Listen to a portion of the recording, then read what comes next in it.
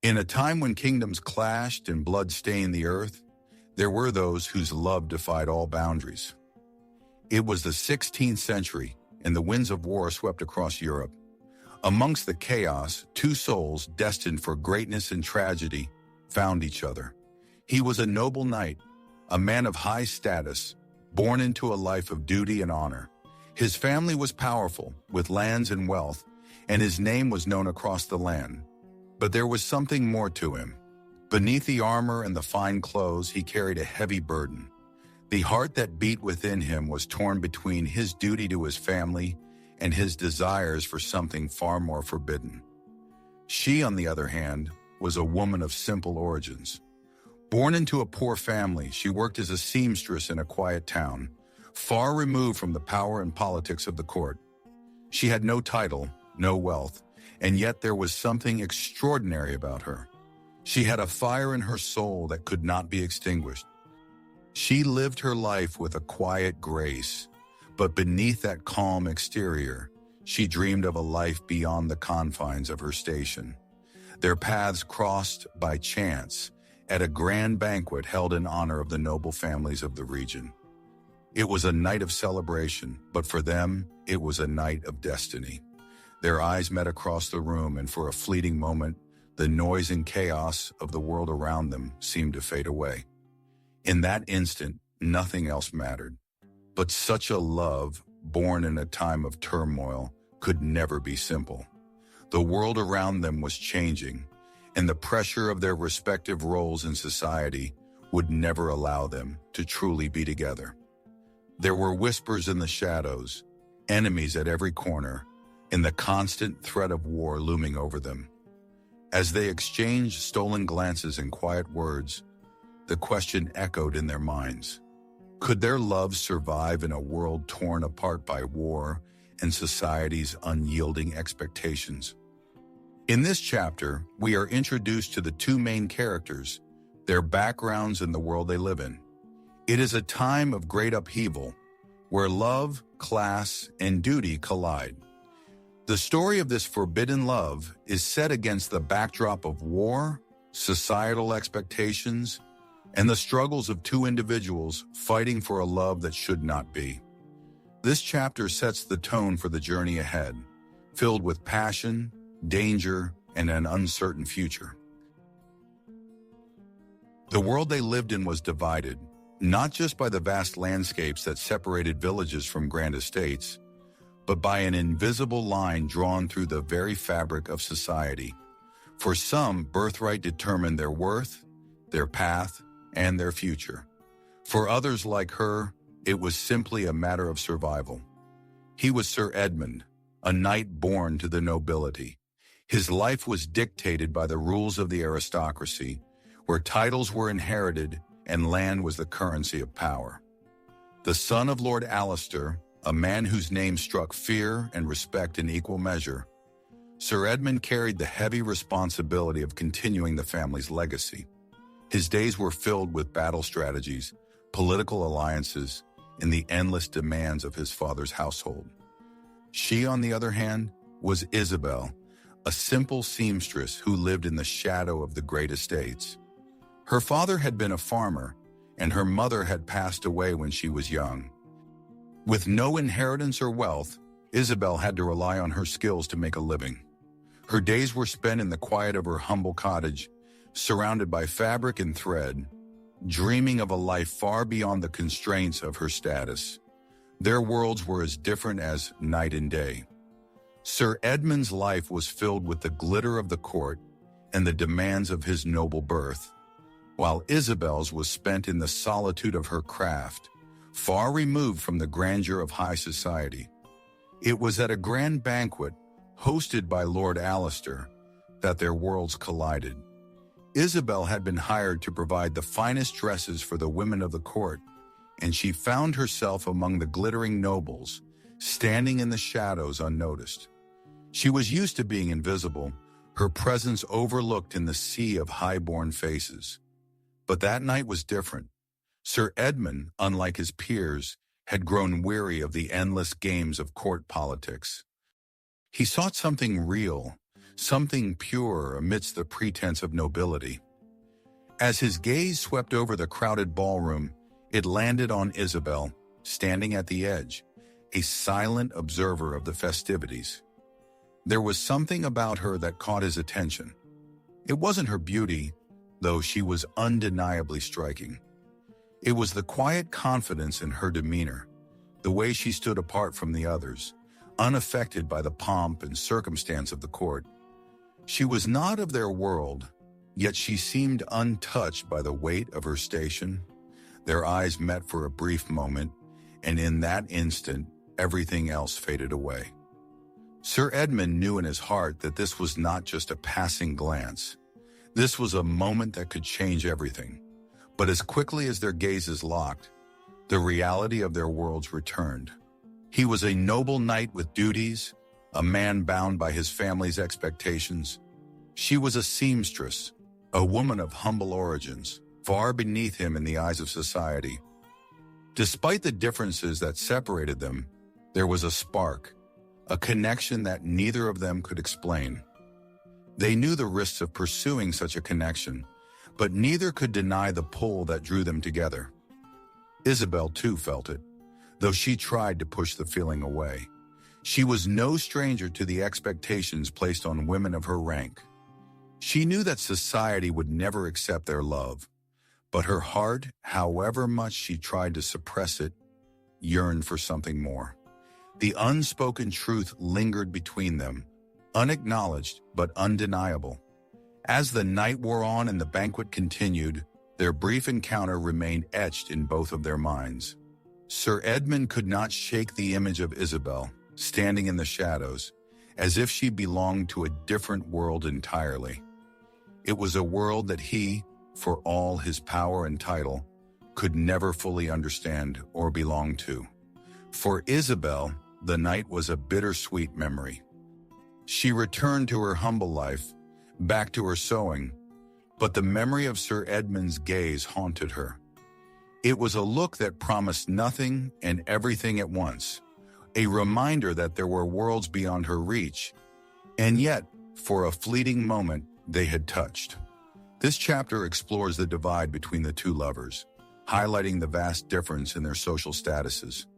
The encounter at the banquet serves as a turning point, the beginning of a love that should not exist but does nonetheless. The chapter delves into the internal conflict faced by both characters as they grapple with their feelings and the world that would never allow their love to flourish.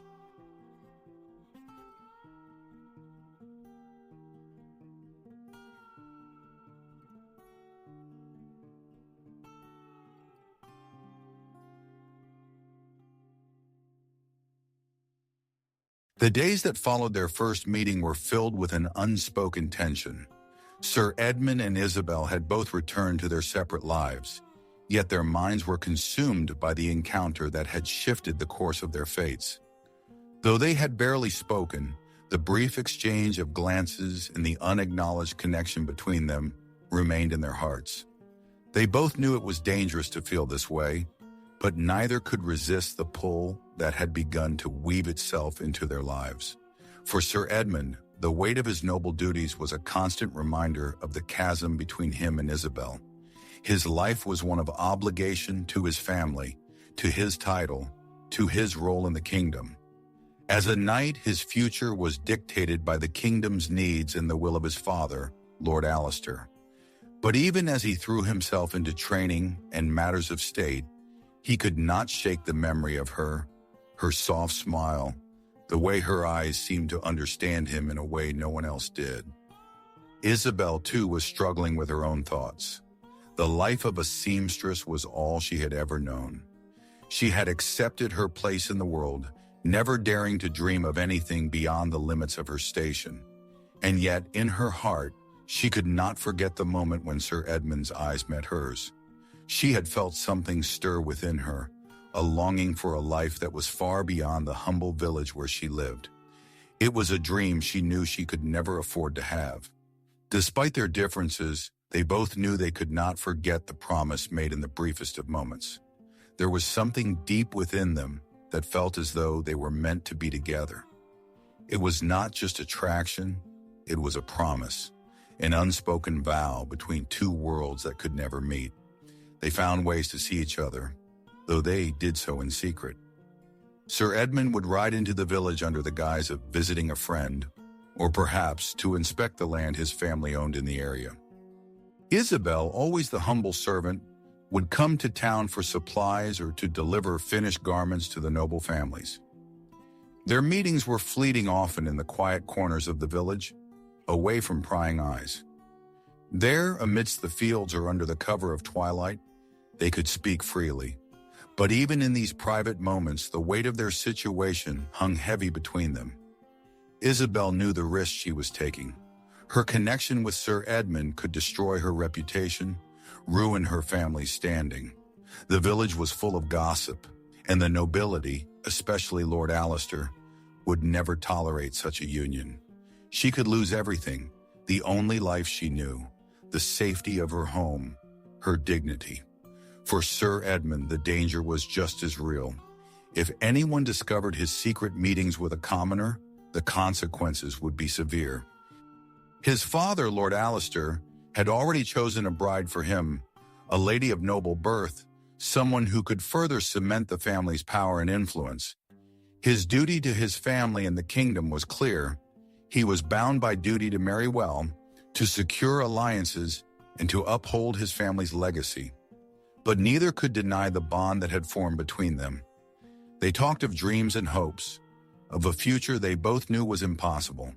Sir Edmund spoke of the world he wished he could escape, the life of politics, war, and expectations that had been thrust upon him since birth. Isabelle shared her own dreams, a life of freedom, away from the constraints of her station, where she could be more than just a seamstress. Together they began to dream of a life where their love could thrive, where the walls of society would not keep them apart. It was in these stolen moments that they began to make promises of a life together that seemed impossible, but somehow felt like the only truth in a world full of lies. These promises were not of grand gestures, but of quiet moments shared under the moonlight, of stolen kisses and words whispered in the dark. It was a love that was fragile, yet it was the only thing that seemed to matter. But with each promise, the reality of their situation grew clearer. The world they dreamed of was beyond their reach. They lived in separate spheres, worlds that were never meant to intersect. And as much as they longed for something more, they both knew the cost of such desires. The risk of losing everything was too great. Despite all the danger, they made a vow, an unspoken promise, that no matter the outcome, they would cherish the time they had. Their love was forbidden, yes, but it was theirs. And that truth was enough for them, even if the world around them would never understand. As the days passed, their secret meetings became more frequent, their promises more certain. But the shadow of their inevitable separation loomed larger with each passing day. They could not outrun their fates forever, but in those fleeting moments, they had found something worth fighting for. In the secrecy of their stolen moments, the bond between Sir Edmund and Isabelle grew stronger. Yet with each passing day, the reality of their love became more precarious. The whispers around them grew louder, carried by the wind and the curiosity of those who watched from the shadows. It was not just the risk of discovery that haunted them. It was the dangerous game of politics, power, and society's expectations that had begun to cast its shadow over their brief moments of happiness. For Sir Edmund, the pressure of his noble birth was more oppressive than ever. His father, Lord Alistair, had begun making overtures about his future marriage to Lady Marguerite, the daughter of a powerful duke. It was an alliance that would secure his family's place among the highest echelons of society. The match was ideal, a union that would solidify power and wealth, the very things that Sir Edmund's family had been working towards for generations. But with every mention of this union, Sir Edmund's heart grew heavier. He had never been in love with Lady Margaret. In fact, he hardly knew her at all. She was a stranger, a piece on the political chessboard, and nothing more. But Isabelle was different. Their love, though forbidden, was real. It was not shaped by duty or obligation, but by something far more powerful, a connection of hearts and souls that transcended the boundaries of society. It was a love born in secret, in the quiet spaces between their worlds. The more Sir Edmund thought about it, the more he realized that Isabelle was the only person who understood him in a way that no one else ever could. Yet as their love grew, so did the risks. The village was filled with gossip, and the walls of the noble estates were no different. It was not long before rumors began to spread, fueled by the eyes of those who had seen Sir Edmund's visits to the village. Though the meetings were brief and inconspicuous, the mere presence of a knight in the humble village was enough to raise suspicion. Isabelle felt the weight of the danger more acutely than ever. Her reputation, already fragile, was at risk. The village was filled with eyes that missed nothing. The butcher, the baker, the blacksmith, everyone had their opinions, and everyone had their tongues. Isabelle knew that a single slip could ruin her. The noble families would never accept a marriage between a knight and a simple seamstress. It was a union that defied the very laws of society, and the consequences of such an act were dire. It was in these moments of silence, when the world seemed to hold its breath, that Isabelle found herself questioning everything. What was the point of their love if it could never be? What was the use of a future together if society would tear it apart before it even began? The uncertainty ate at her, gnawing at the edges of her heart. She longed for a life where she could be free of these chains, where love wasn't confined by birthright or status. But those dreams seemed further and further out of reach. Sir Edmund, too, felt the weight of his situation. His meetings with Isabelle were becoming riskier with each passing day. His father was becoming more insistent about his engagement to Lady Marguerite, and soon there would be no escaping the political web that had been woven around him. He could feel the noose tightening around his neck. The whispers in the shadows were growing louder, and the eyes of the court were beginning to turn in his direction. One evening, after a particularly tense meeting with his father, Sir Edmund found himself riding toward the village again, his heart heavy with the burden of his responsibilities. He knew that every step he took toward Isabelle was another step away from the life he had been born into, a life that was slipping through his fingers like sand. The sun had just dipped below the horizon when he arrived at the small cottage where Isabelle lived. She was waiting for him, as she always was, but tonight there was a different look in her eyes, a mixture of fear and longing. She knew that their time together was running out. The rumors were growing, and the risk of exposure was greater than ever.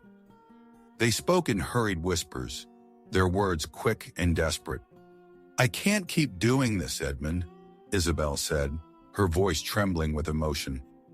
"What if we're caught? What if they find out? I can't lose everything for this. I can't lose you." Sir Edmund reached out and took her hand in his, squeezing it gently. "I understand, Isabelle," he said softly, his voice filled with regret. "But what we have, what we share is real. It's worth fighting for. I know it's dangerous, and I know the consequences, but I can't live without you. I just can't." Isabelle shook her head, her eyes brimming with tears. "But at what cost, Edmund? What happens when they come for us? What happens when your family finds out? What happens when my family is torn apart? What happens to us then?" The fear in her voice struck him like a dagger. He had known the risks all along, but hearing it from her lips, seeing the pain in her eyes made it all the more real. He wished he could promise her that everything would be okay, that they could escape the life they had been born into and create a new one together. But the truth was, their love was a fleeting dream in a world that was not built for such things. "I don't know what will happen, Isabelle," he said, his voice soft and filled with sorrow. "But I do know this. I would rather live a short life with you than a long one without you. If I have to give up everything for you, then that is what I will do. But I need you to know, I need you to promise me that you will not give up on us." Isabelle's heart ached at his words. She knew that he was asking her to make a choice, one that would change everything. She was torn between the life she had known and the love that had come to mean more than anything. She could feel the weight of the world pressing down on her, and yet in that moment, she knew what she had to do. "I promise," she whispered, her voice barely audible. "I promise I won't give up." And with that promise, they sealed their fate. But even as they embraced, knowing they had made a vow to each other, the shadows around them grew darker. The whispers continued, growing louder, until they could no longer ignore them. The world around them was closing in, and the cost of their love was becoming clearer with each passing day. As they parted ways that night, Sir Edmund knew that their love was more than just a forbidden romance. It was a rebellion against the very foundations of the society they lived in. They had made a promise, but the world they were fighting against was far stronger than they could have ever imagined. And in the silence of the night, the whispers of the shadows promised that the battle was far from over. The months that followed their secret vows were filled with turmoil. The world around Sir Edmund and Isabelle seemed to press in on them from all sides. What had once been a quiet love, shared in stolen moments and whispered promises, was now a full-blown battle. The love that had been born in the shadows now found itself exposed to the harsh realities of the world they lived in. For Sir Edmund, the pressure was relentless. His father, Lord Alistair, was growing increasingly insistent about the marriage to Lady Marguerite. He had already begun making preparations, sending emissaries to her family to discuss the terms of the union.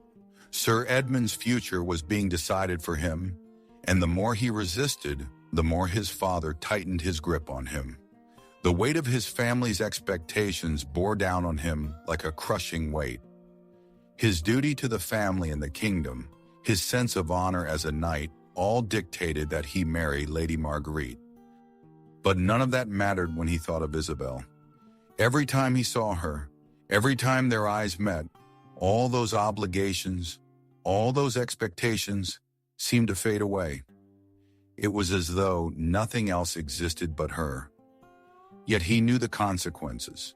A knight who defied his family and his king was a man who was doomed. The future he had always known, the world of titles, land, and power, would be lost to him in an instant. Isabelle, too, found herself facing an internal war. The weight of their love was becoming too much to bear. Her heart yearned for a life with Sir Edmund, but the reality of their situation was constantly before her. She was a simple woman, born into a world that would never accept such a union. She had seen how the nobility treated the common folk, how love between the classes was not just frowned upon, but punished. Her family's livelihood depended on the work she did, and any scandal would destroy everything. Her father, though kind, was a proud man who would never allow his daughter to be dishonored. Isabelle feared the worst. The whispers of their love were spreading through the village like wildfire, carried by every passer-by who had seen them exchange even the briefest of glances. The possibility of exposure grew with every passing day, and with it, the risk of losing everything she held dear. And yet, despite the danger, neither could resist the pull of their love. They continued to meet despite the mounting risks.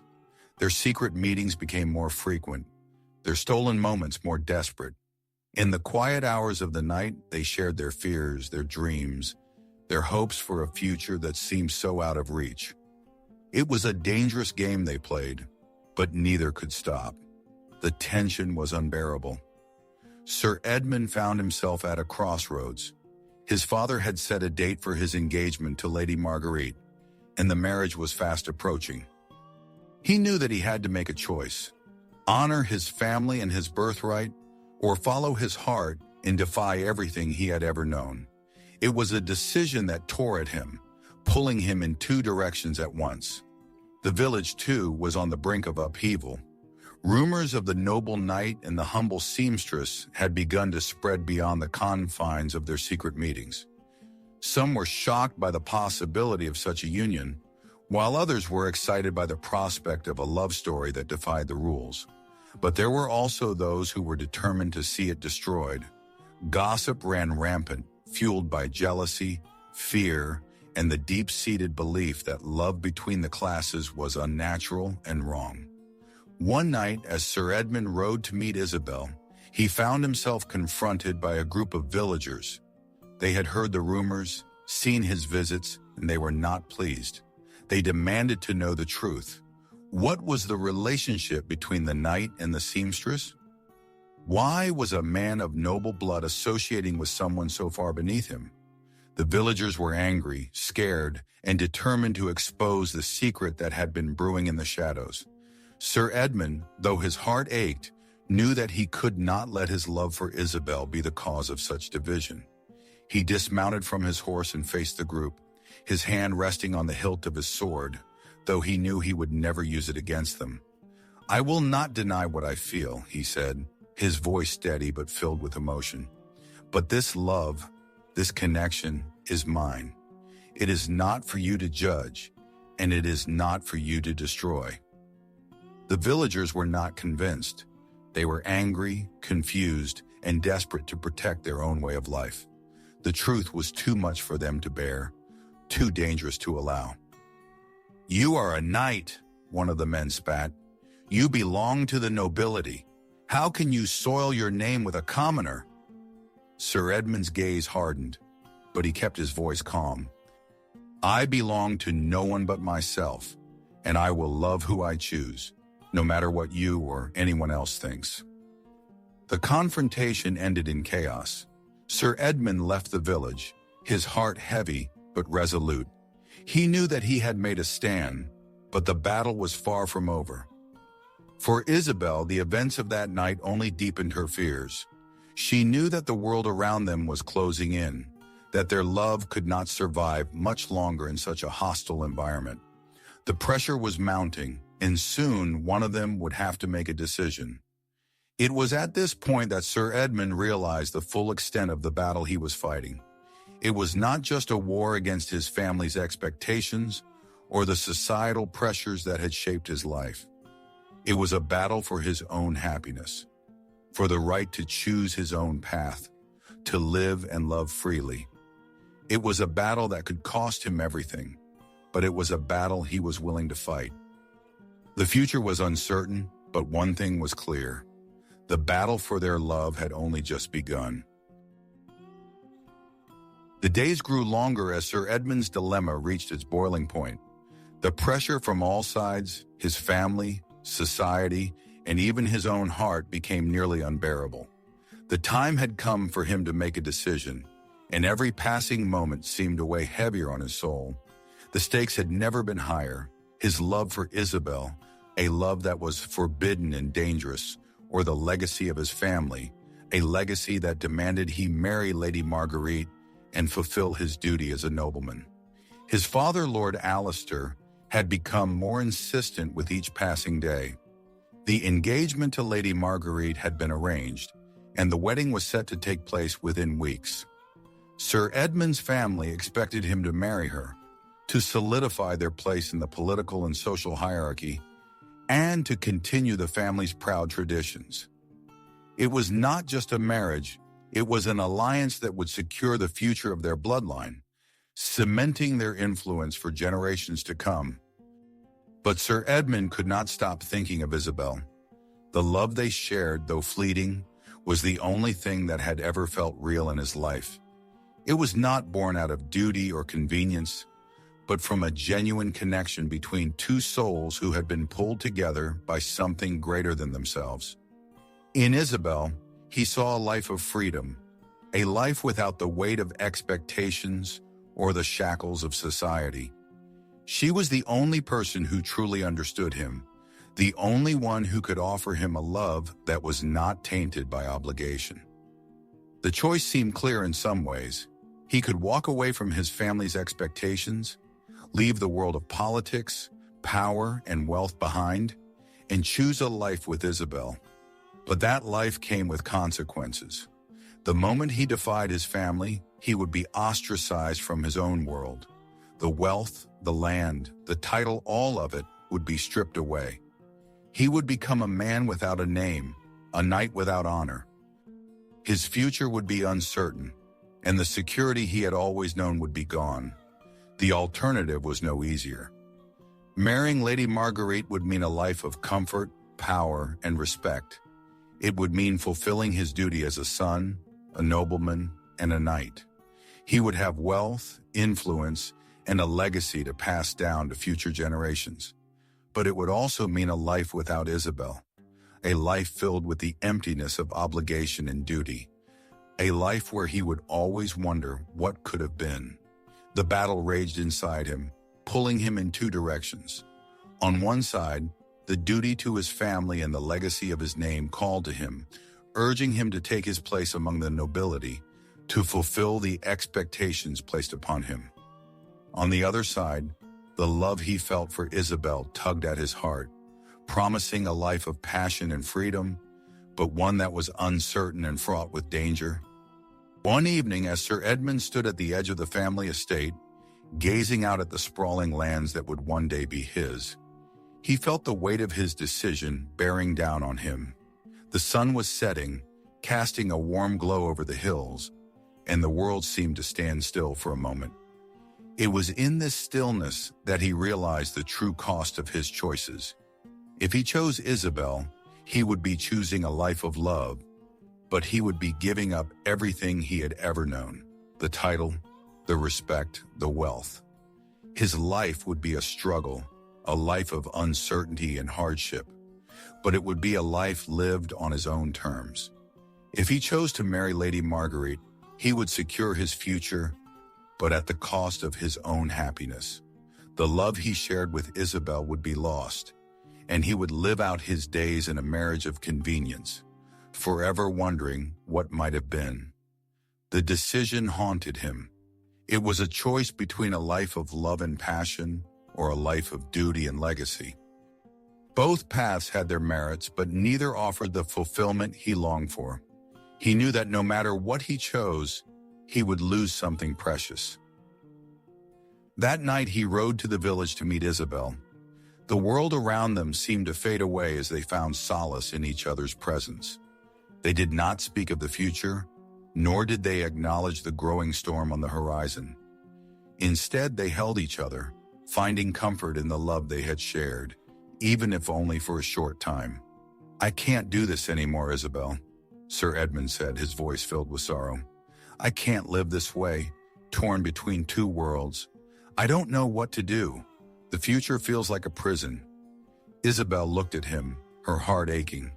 She had seen the toll this decision was taking on him, the stress, the uncertainty. It was consuming him. But she also knew that whatever path he chose, it would not be an easy one. "You don't have to decide now, Edmund," she said softly. "I know this is a heavy burden, but whatever you choose, I will understand. I only want what's best for you, even if it means letting you go." Her words broke his heart. He could not bear the thought of losing her, but he also knew that the weight of his family's expectations could not be ignored. He could not abandon the legacy that had been passed down through generations. And yet, the thought of living without her, without the love they shared, seemed unbearable. "I wish things were different," he whispered. "I wish I could have both a life with you and the legacy of my family. But I know that's not possible." Isabelle placed her hand on his cheek, her touch gentle. "No matter what happens, you will always have my love, Edmund, and I will carry that with me, always." It was a bittersweet moment, filled with love and sorrow, as they shared one last kiss before parting ways. Sir Edmund knew that whatever decision he made, his life would never be the same. He was torn between two worlds, one of duty and legacy, and the other of love and freedom. And in that moment, he realized that no matter what choice he made, he would have to live with the consequences for the rest of his life. The future was uncertain, But one thing was clear. His love for Isabelle would remain in his heart, no matter what path he chose. He could not undo the love they had shared, and in that love, he would always find solace. The days after Sir Edmund's decision were filled with uncertainty, but as the weeks passed, the world seemed to move forward, indifferent to the storm that had shaken his heart. The wedding to Lady Marguerite was drawing near, and every day brought with it the weight of his choice. He had chosen duty over love, a decision that tore him apart with each passing moment, but he knew it was the only path available to him, or so he believed. Isabelle had accepted the inevitable. Her heart broke each time she thought of him, of the love they had shared, but she knew that their worlds were too different, their love too dangerous to survive in a society that would never accept it. She had come to terms with the fact that their time together was a fleeting moment, a beautiful, tragic memory that would remain locked away in her heart forever. But even as she accepted the harsh reality, a part of her continued to hope. She hoped that one day Sir Edmund would realize that the life he had chosen was not the one he truly wanted. She hoped that he would come back to her, that he would find the courage to defy the expectations of his family and embrace the love that had once burned so brightly between them. Sir Edmund, too, could not forget Isabelle. The days passed in a haze, each one blurring into the next as he tried to move forward with the life he had chosen. The wedding preparations were in full swing, but each time he saw Lady Marguerite, he felt nothing. There was no passion, no connection, just the cold, indifferent duty of fulfilling an obligation. Every night as he lay in bed, his thoughts wandered to Isabelle. He could still see her face, hear her voice, and feel the warmth of her touch. But he also knew that he had made a promise to his family, to his name, to his future. As the day of the wedding approached, Sir Edmund found himself at a crossroads once again. The weight of his decision pressed down on him, and the uncertainty of the future hung like a dark cloud over him. He had chosen the path of duty, but it was not the path of happiness. It was a path of sacrifice, a path where love could never flourish. In his heart, he knew he had lost something precious, but he could not undo the choices he had made. On the morning of the wedding, Sir Edmund stood alone in the garden of his family estate. The sun was rising, casting a golden light over the fields, and for a brief moment, he felt at peace. But as he stood there lost in thought, he heard a voice behind him. "Edmund!" He turned, and there she was, Isabelle. She stood in the doorway, her face pale, her eyes filled with a mixture of sadness and hope. She was dressed in simple clothes, the same clothes she had worn when they first met, and for a moment it felt as though time had stood still. "Isabelle," he whispered, his voice trembling, "what are you doing here?" I had to see you," she said, her voice soft but steady. "I couldn't let you go without saying goodbye." He felt his heart break all over again. "Isabelle, He didn't know what to say. There were no words that could undo the choices he had made, no words that could make everything right. She stepped closer to him, her eyes searching his face for something, anything that would give her hope. "You don't have to do this, Edmund.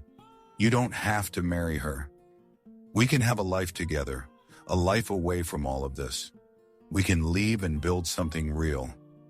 Please don't marry her. Don't marry for duty."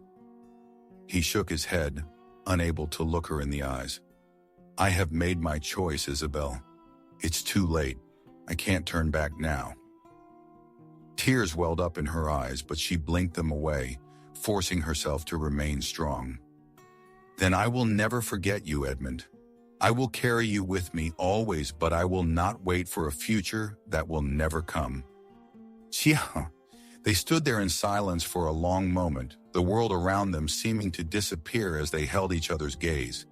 It was a moment of finality, a moment where the love they had once shared had come to an end. As Isabelle turned to leave, she whispered, Goodbye, Edmund. I hope you find happiness, even if it's not with me." He watched her go, his heart heavy with the weight of his decision. He wanted to call out to her, to run after her, and tell her that he had made a mistake, that he could not live without her. But he didn't. The words stuck in his throat, and he stood there watching as she disappeared into the distance. The wedding went on as planned. Sir Edmund married Lady Marguerite, and the life he had chosen unfolded before him. He fulfilled his duty to his family and his name, but every step he took in that world was a step further from the life he had wanted. The love he had once shared with Isabelle lingered in his heart, a quiet ache that would never fully fade.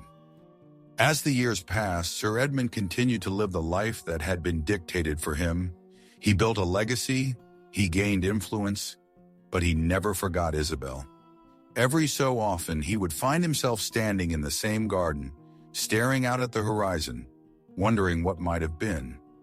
He would remember her face, her voice, the warmth of her touch, and he would wonder if there was ever a time when he could have made a different choice. But the answer remained elusive, just out of reach. The love they had shared was gone, and all that was left was the unanswered question. What if? What if he had chosen love over duty? What if he had followed his heart instead of his family's expectations? The question lingered, haunting him as the years slipped by. But it was a question he would never be able to answer. And so the story of Sir Edmund and Isabelle remained a bittersweet memory, a love that was never fully realized, a question that would never be answered.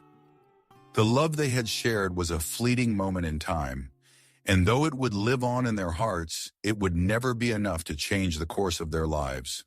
The unanswered question would echo through the years, a reminder of the love that could have been.